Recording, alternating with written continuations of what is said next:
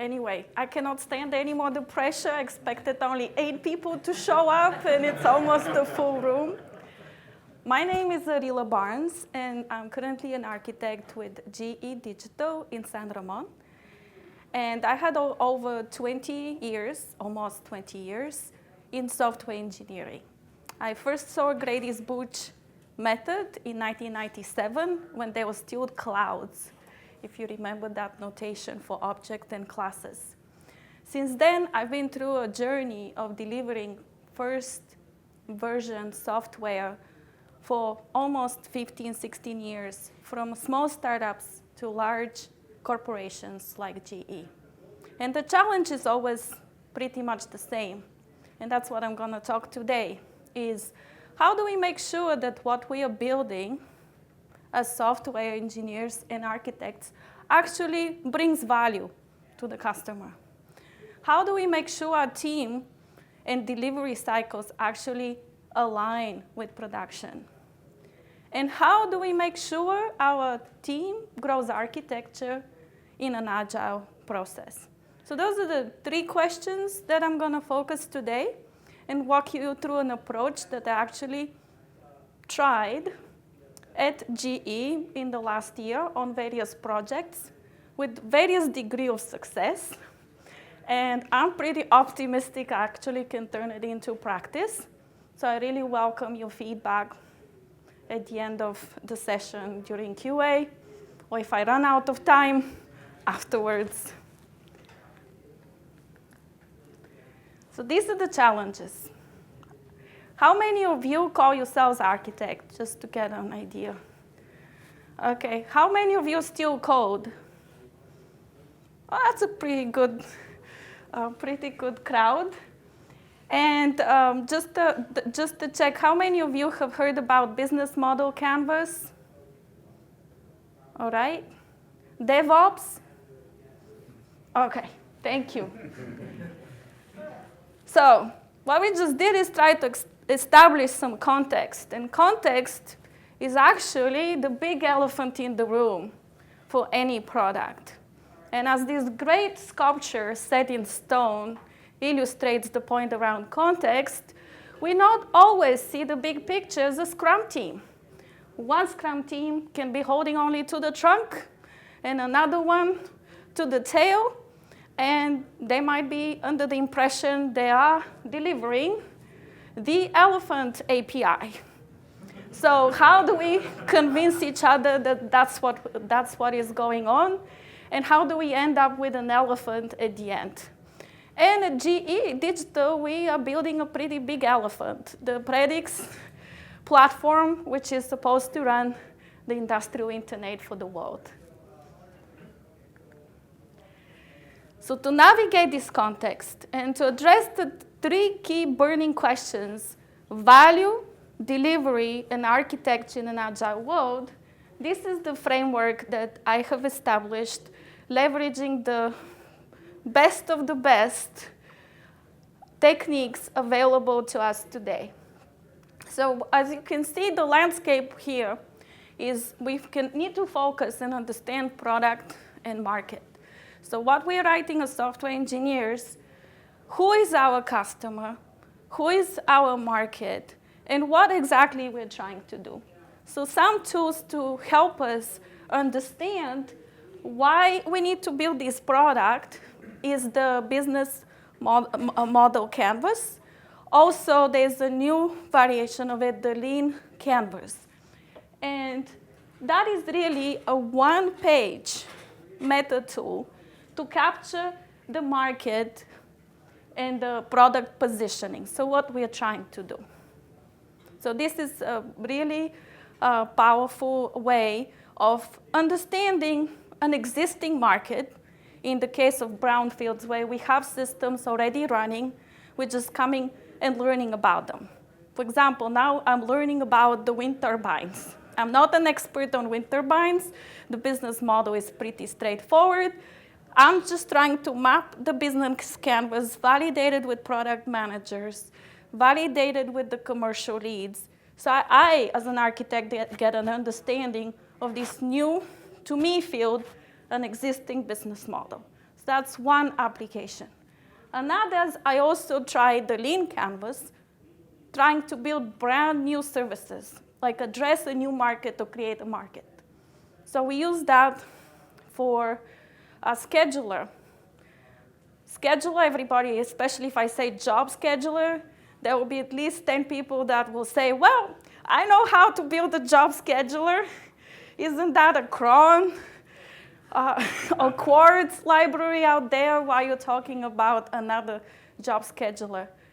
For when there's job assignments for work, and when you're trying to associate the best machine with the best operator to produce the best product, it suddenly becomes a very interesting new problem that, unlike existing systems, which are limited by the complexity of the problem, now we have this opportunity of leveraging cloud architecture.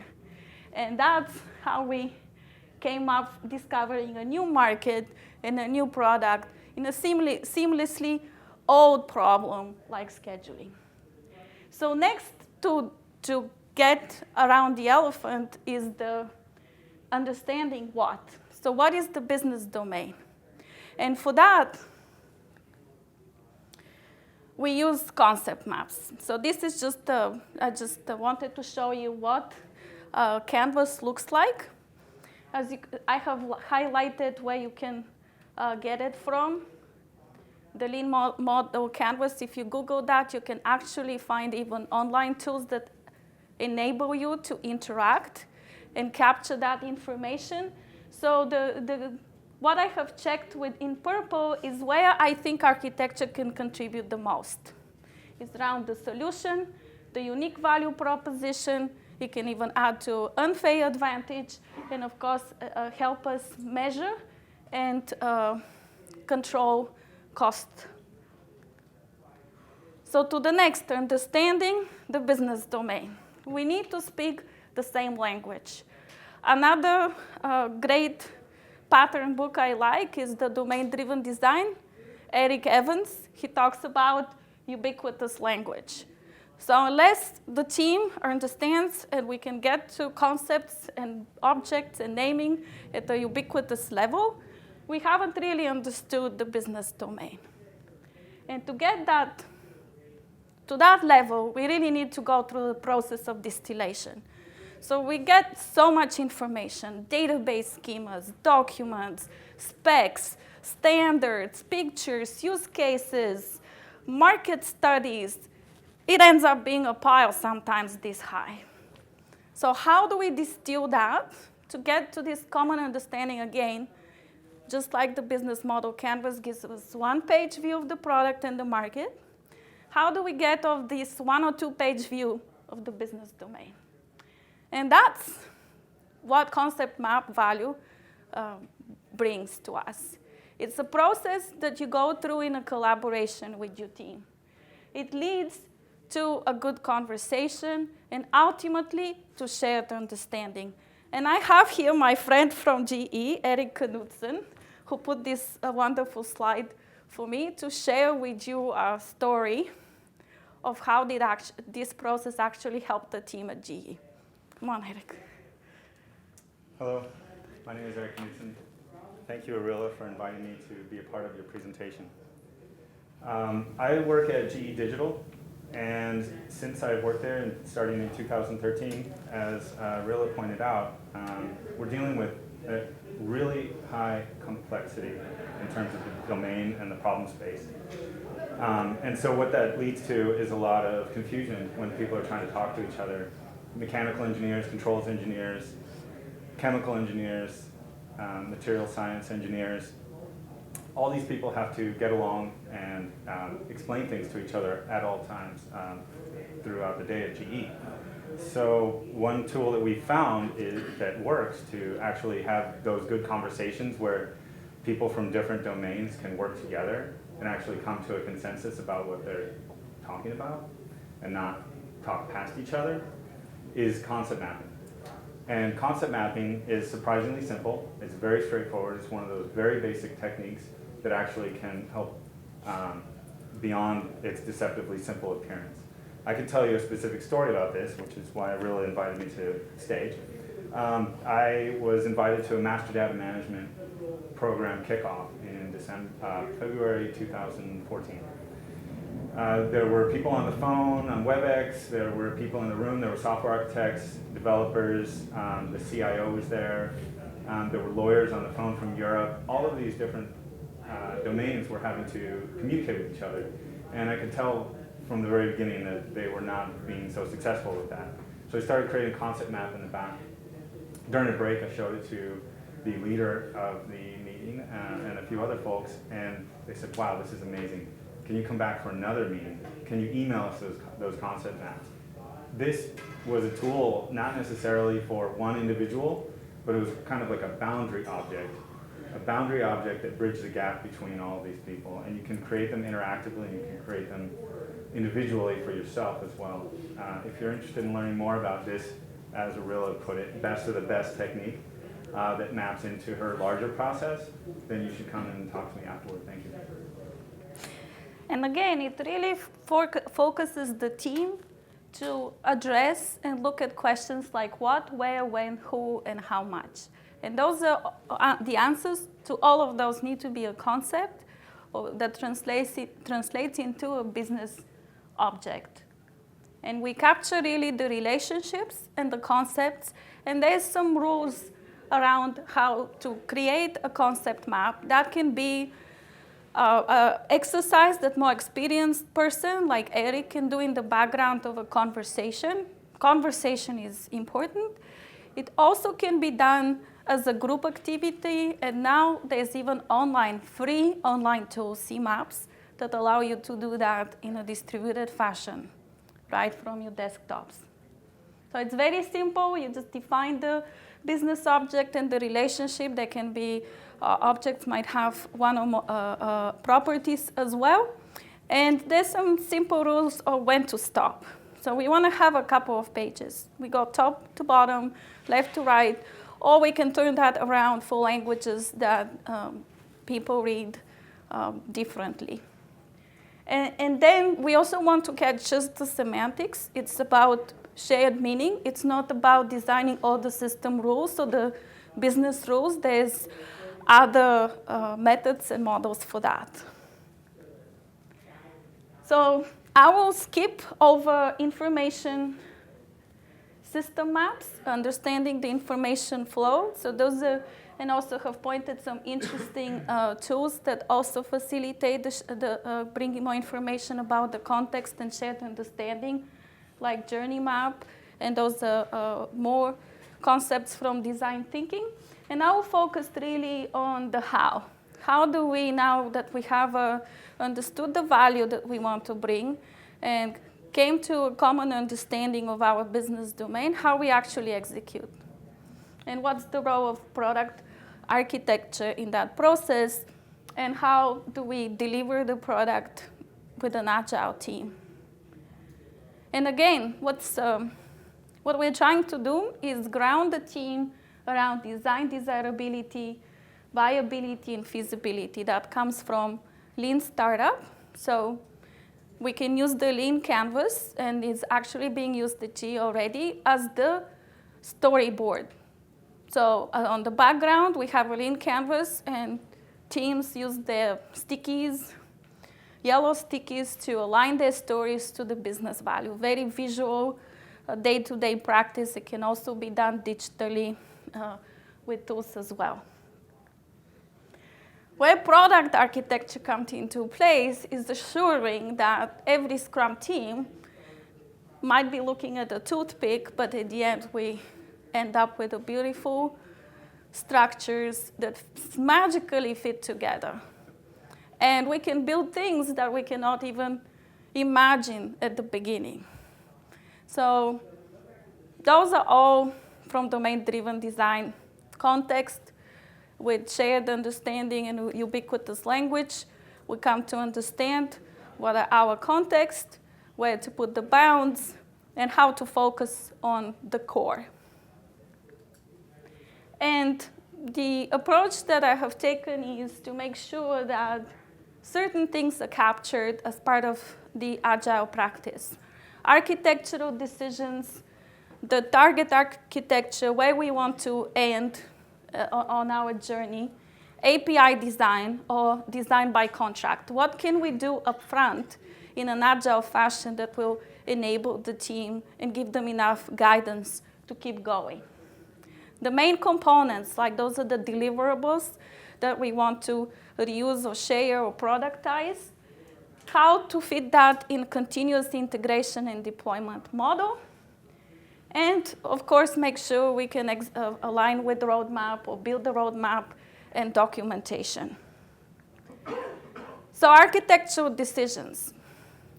It's very important to identify. So this is a template that I put together. It's actually on a wiki page. So this is a live document. So this is the live participation of the Agile team and the architect around key architectural decisions. We have clear identification whether the decision is tactical, strategic, what was the rationale, and something very important, metrics. How did we measure, how do we capture that we actually executed on that decision? So that's the challenge for me for this year. Then for API design. Now we can leverage some open source tools like Swagger Editor, which allows us in the case of microservices to design the API upfront. So as an architect, I can sit in front of the editor, type the YAML, set up some standards around versioning, around authorization, localization, customization and extension points, the model, the domain model that I want to expose to the customer, which might be very different or modified of what actually is implemented on the back end. But this is a rapid way of collaborating with the team, setting some architectural guidance, and also collaborating with other stakeholders, QA, DevOps, the customer, the product managers. Documentation is built in, it's live. I can get feedback of like what else I need to do. For example, I showed that, and the first question product manager asked me is like, well, where's the story? So that was kind of like, okay, we not only need to document the API nicely, but also show how to use the various APIs for particular use case scenario. So next, in Agile is very important is deployment. Continuous deployment, continuous integration is a practice that really shows on a day-to-day basis or hourly basis or monthly, weekly basis, whatever the cadence you choose for your team, that people are actually working together and take ownership of what they're working on together. So this is a condensed diagram of tools and technologies that help you around that dimension. So what we use is, like, you can use Maven and Jenkins and GitHub to get the builds going. They can be published to a repository like Artifactory from JFrog or back into GitHub. And then can be published, in our case, we just publish to the cloud via scripts like Puppet and Chef. And what I really would like to also have at my fingertips is what Docker Hub, Docker Compose, and Docker Machine allows, which is like a true replication at every stage of the product, from workstation to cloud to hosted or hybrid situation, not only for new software, but also for legacy software. So the DevOps element, when it's integrated or considered by architecture and Agile, really enables the team and enables the architect to think ahead and align with other stakeholders, in this case, our customers, getting sooner to production, getting feedback from the customers in the same environment. There's nothing changing from day 1 to day 60. I would like to deliver new products in 2 months or less in this situation. And documentation. So I think some people attended the workshop on documentation. I believe the documentation needs to be organic in its responsibility of the entire team. And there are some ways how to do that in a non-intrusive way through the Agile and through the use of tools. So to make sure we can capture requirements, we can use the business canvas. And there's a wonderful tool, Canvanizer. I love those Europeans. They come with great names for tools and offer them for free or near free. So that's a way to be able to ground your team and share understanding around business value. Then the concept maps, you can use CMap tools. That's also can be hosted on the cloud. Then to rapidly design the APIs as a shared activity, you can use Swagger API or even Akana, or maybe somebody else comes up with another tool. It's a way to capture that documentation up front. And also, you can set up some framework choices, like start Spring IO. Try it. It's magical. I can set up whether I want to use Maven or Gradle as the build framework for my team. I can set up some standards. For example, I can say Hateas. We want to use Hateas. I add that. I want to add actuator to be able to monitor the health of my microservices. I can add Spring Boot. I can set up on cloud configuration. Those are just options I pick, and the tool generates a package tab that's fully wired, has the naming convention I have established for the packaging, wired all the frameworks that I have chosen for the particular microservice, and wrapped it with unit tests and build ready for my team to take over the world. That's the power of Spring IO. And finally, we can code the documentation, even code the architecture. So there's this another wonderful German tool, Structurizer. I don't know if I pronounced it correctly. It's a great tool. For $100, you get a free, get an enterprise-wide license for $100 that you can actually code the architecture, which gives you participation in the Scrum team. For those of you that have the pleasure of working with teams that say, oh, you don't code, you're not part of the team. Well, now I code. I code the architecture using Structurizer. And that's the approach I have. And now we can open it for some questions. Yes? Yes, talking about architectural decisions, you said that I'm interested in the metrics column there. You said that it's very important. Can you elaborate a little bit on why you think it's important and what would I expect to be documenting in that column? So it's how do you track it? It's like I'm trying to come up with some metrics around that. So first, the decisions are documented. And I have followed, it is a mutual agreement as a team when we have used the decision. What has happened, though, at some point, it diverges. Like, say a step away from a project, the team kind of diverges from that. Okay, well, maybe we don't need to follow the discipline of capturing decisions anymore, where everybody can see them. They're just going to be in the code. So now it's kind of like, well, how do we measure that the decisions actually stay there? It's a bit like a definition of done, or? Yes. So one of the metrics is the acceptance criteria. So one metric that's actually possible is, like I showed you, we can we can design the API upfront with like Swagger.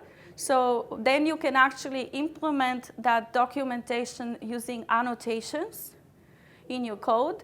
So it is really easy to compare how close the implementation with the annotations matches the design. So that's one metric that can at least capture those levels of decisions and choices. Now, I'm looking for more ideas for more metrics. Another one to give incentive to the team I would like to track is innovation. Because when you innovate or submit for patents, you need to document and make sure your approach is novel. So that's another metric. So those two I have so far. Yes? So, just to add to what you just said, and going back to your analogy, elephant is so big, while rider is very small, and you want to direct the elephant where you want to go, while elephant want to go to the herd. So how you manage all that so that you are coming up with original solution, or how you innovate in such an environment where elephant is much bigger and he's impatient, he wants to go to the herd. You mean how do you encourage innovation? I think it's like believe in your team. I think I have had the privilege to work with some pretty talented people, and it's basically you need to trust your team that they can actually innovate and give them freedom to innovate. So like I said, this is not a way, like I mean, I don't see anything here that restricts innovation at the solution level, at the module level, at the component level, at the algorithm level. It actually gives a lot of freedom. It's just showing how things fit in the bigger picture and protect the team from getting distracted, because we know exactly what we're working on. We understand as a team what is core, and then have that, like, picked up frameworks and patterns that we need to follow. Yes? So this is all creating a greenfield application, which is fine. What if, as you go along, you put out your first MVP and now your customer wants something very different? How do you find out the customer wants something different, and how do you update everything to reflect that? Oh, this is actually not just for Greenfield. I'm saying I have tried it with Greenfield first. That was a couple of projects we did, Pitney Bowes and Lixo, figuring out scheduling and providing that as a service. What I'm looking at now is you can also revisit an existing business through the business model canvas. Or again, it's a validation. This whole process is very interactive, very incremental, and continuous. So it's a point of validation. We can say, hey, has anything changed in our market? What are the new priorities of features? Right? Are there new technologies we want to bring, new patterns? For example, if it's a problem now that our cost of microservices is high, maybe we need to invest in languages like Go and check some other frameworks other than Spring Boot. That's just an example. So we have opportunities to pivot. We keep looking at and recheck around design, around desirability, viability, and feasibility, and that's a continuous reflective point for us through retrospective, another Agile practice. We do the retrospective on this process, get some feedback, just like I'm asking you today, and we roll it back into the process. Two things I liked from the SATURN Summit today that I plan to update this model with is each concept needs to have one purpose from the keynote this morning. And the super glue architect gossip about methods like that and create myths around this so we can build better products and find a place for architects. Thank you.